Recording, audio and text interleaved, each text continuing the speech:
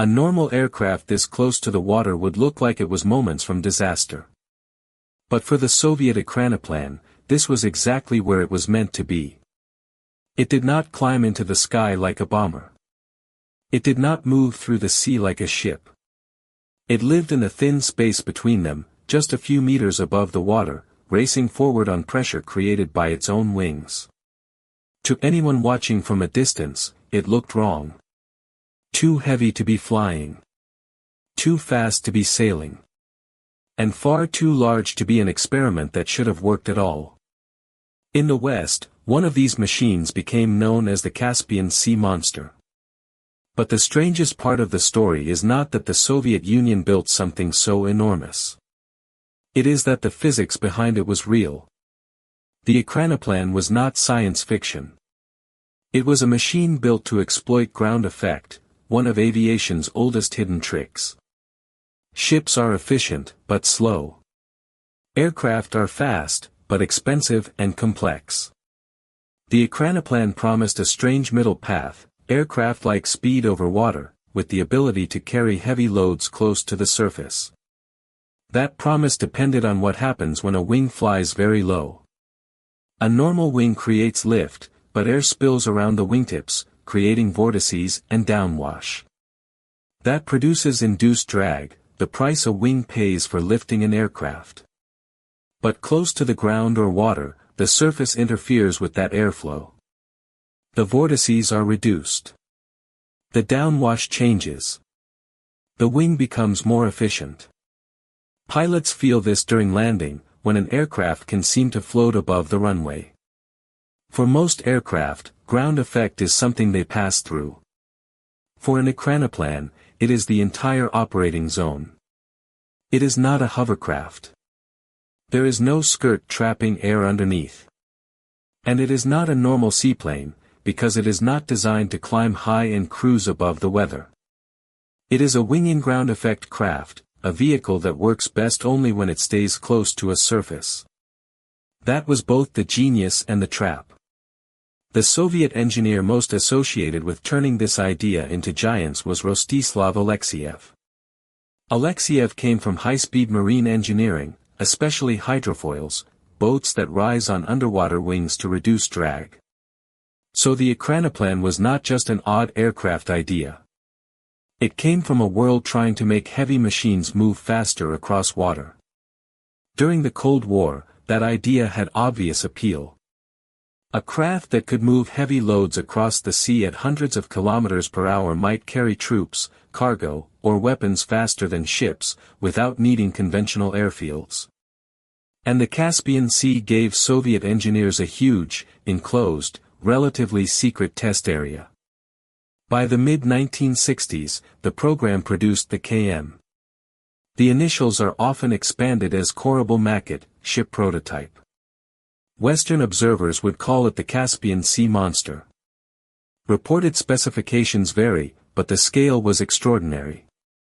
The KM was about 92 meters long. It had 10 turbojet engines. Its maximum takeoff weight is often reported at more than 500 tons. And it could reportedly skim over the Caspian Sea at around 500 kilometers per hour.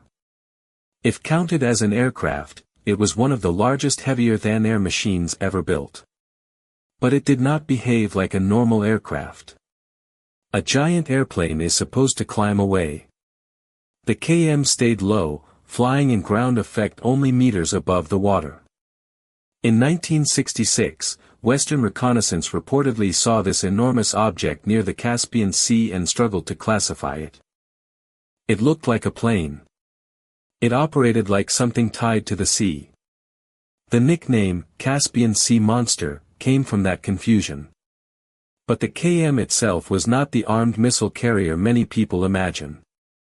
It was an experimental prototype. The military version came later. The Lun-class ekranoplan, also known as Project 903, turned the concept into a sea-skimming missile platform. The completed vehicle, MD-160, carried 6 Moskit anti-ship missile launchers on top of its fuselage.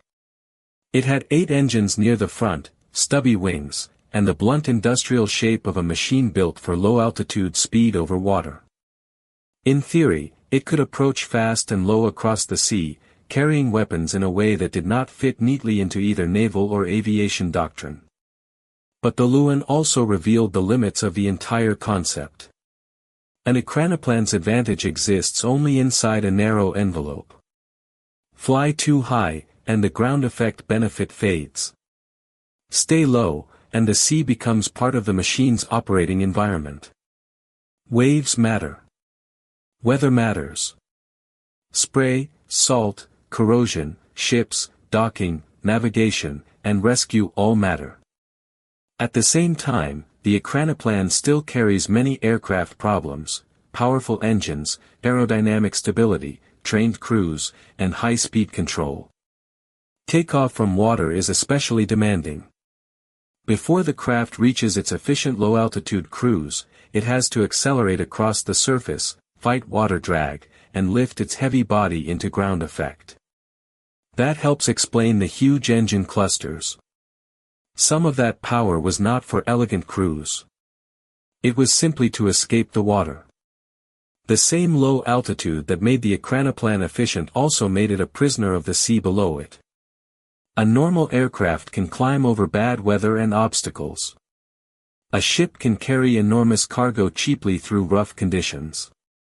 The ekranoplan lived between those worlds, but it did not fully inherit the strengths of either.